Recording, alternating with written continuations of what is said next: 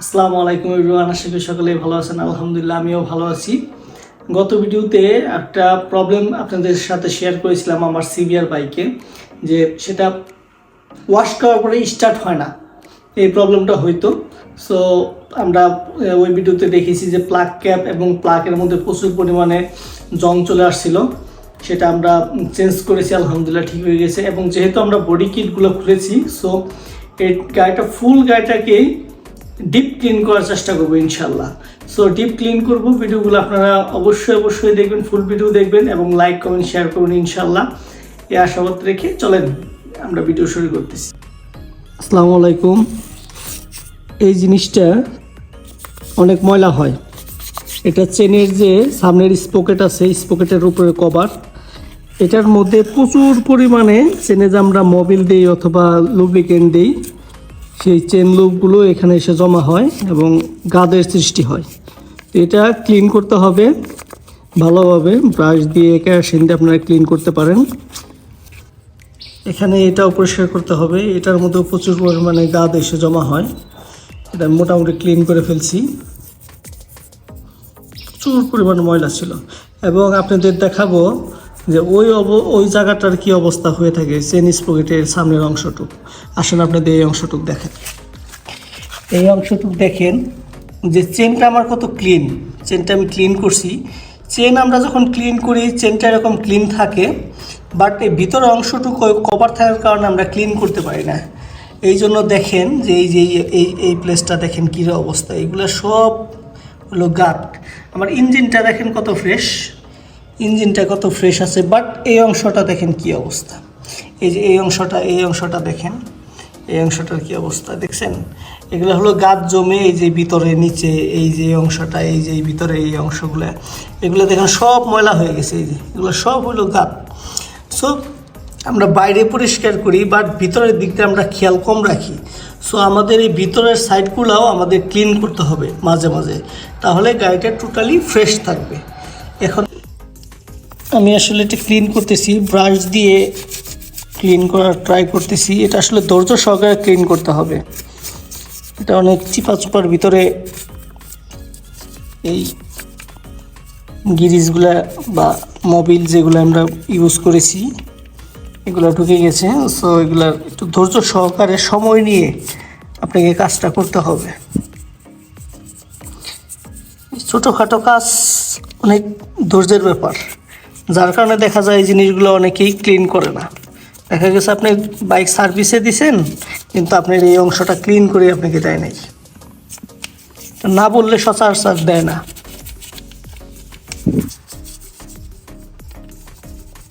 চিপা জায়গা আপনাকে ব্রাশ দিয়ে দিয়ে ঘষে ঘষে ক্লিন করতে হবে।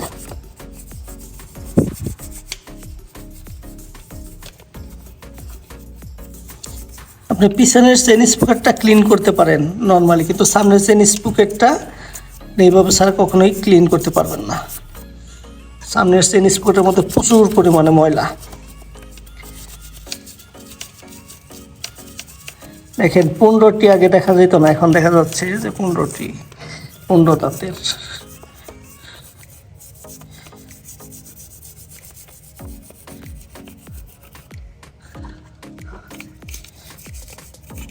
প্রিভিয়াস ফুটেজ আপনারা দেখছেন যে আসলে কি পরিমাণ ময়লা ছিল, এখনও প্রচুর পরিমাণে ময়লা আছে। এটা অনেক সময় নিয়ে ক্লিন করতে হবে, একটু ধৈর্য সহকারে ভিডিওটা দেখেন। দেখেন ভিতরের জায়গাটা কত ক্লিন হয়ে গেছে। যখন পানিতে আমি ওয়াশ করব তখন একদম নতুনের মতো হয়ে যাবে। এরকম প্রতিটা জায়গায় একটু বেশি করে কেরোসিন দিয়ে ক্লিন করতে হবে। এই ভিতরগুলাও ভালো করে ক্লিন করতে হবে। এই ভিতরের মধ্যে কিন্তু প্রচুর পরিমাণে এই গাছগুলা জমে থাকে,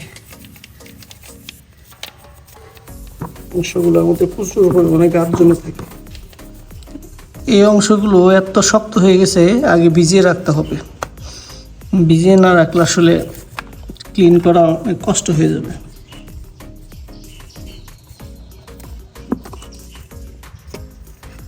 ভিজিয়ে নিতেছি।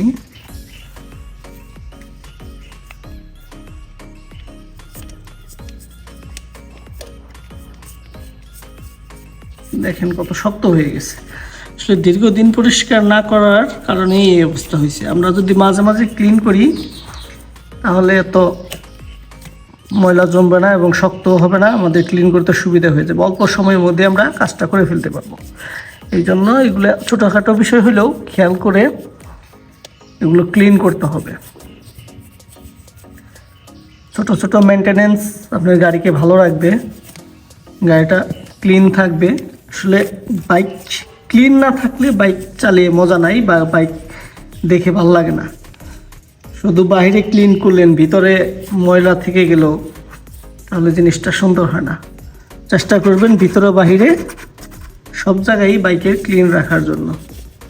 এটা আসলে রুচির উপরে ডিপেন্ড করে। অনেকে আছে ময়লাযুক্ত বাইক নিয়ে বের হয়, ময়লাযুক্ত বাইক নিয়ে চলাচল করে। আবার অনেকে আছে যে না, তার শখের বাইক, সে সবসময় যত্ন করে।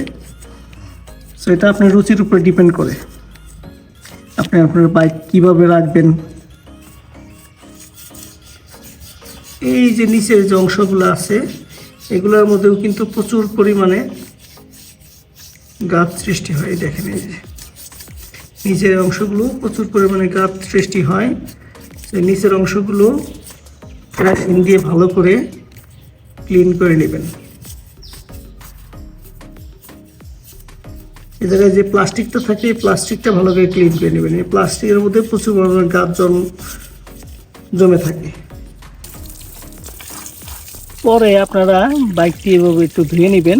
ধুয়ে নিলে যে বালো কণাগুলো ছিল এই ময়লার মধ্যে সেগুলো ক্লিন হয়ে যাবে। তারপর আপনার একটু শ্যাম্পু করে নেবেন, তাহলে ফুললি ফ্রেশ হয়ে যাবে। এই সাইডের যে এটার ভিতরে দেখেন কীরকম ময়লা, এটাকে আসলে এইভাবে ক্লিন করে নেবেন। ছোটোখাটো চিপা চুপায় অনেক ময়লা থাকে, ময়লাগুলো ভালো করে ক্লিন করে নেবেন। ক্লিন করার পরের অবস্থা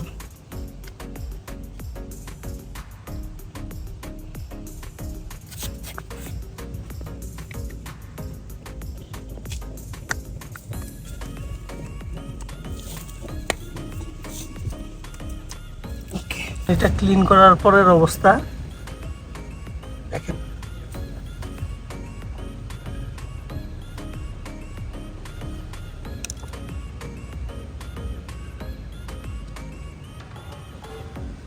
এই প্লেসগুলো কিরকম ছিল জায়গাগুলো দেখেন, এখন কি অবস্থা।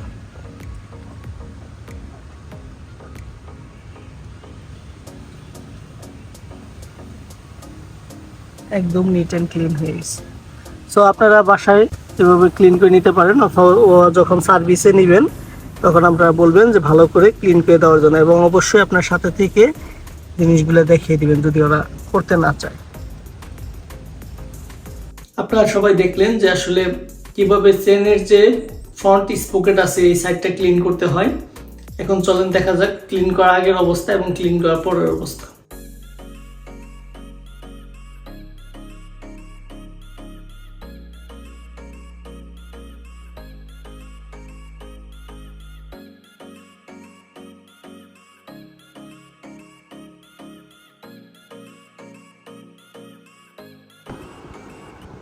আমরা এখন সাইড কভারটা লাগিয়ে দিব।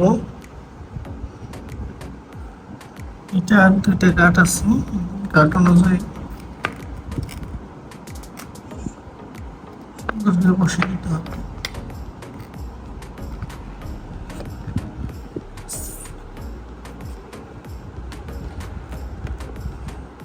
বসানোর পরে প্লাস্টিকটা সরলভাবে ধরে লাগিয়ে দিতে হবে।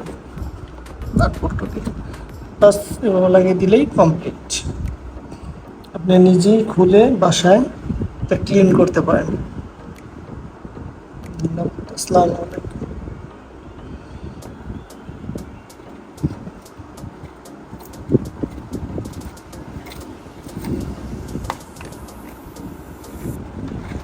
এইভাবে ফিক্স করে আর আপনার টাইট দিয়ে দেবেন। নাটটা টাইট দিয়ে দিলেই আলহামদুলিল্লাহ কমপ্লিট হয়ে যাবে। সো যাদের এই জিনিসটা এরকম ক্লিন করা হয় না, তারপরে ভিডিওটি যদি আপনাদের ভালো লাগে থাকে অবশ্যই লাইক, কমেন্টস অ্যান্ড শেয়ার করবেন। এবং পরবর্তীতে আমি এই বাইকের আরও কিছু ডিপ ক্লিনিং করব। এটা শুধু চেন স্প্রকেটের সামনের সাইডটা ক্লিন করলাম, এবং ভবিষ্যতে এটার আরও ভিতরের কিছু পার্ট আমি ডিপ ক্লিনিং করব, সেগুলো ইনশাল্লাহ নেক্সট ভিডিওতে দিব। সকলেই ভালো থাকবেন, সুস্থ থাকবেন এবং আমার জন্য দোয়া করবেন। আসসালামু আলাইকুম।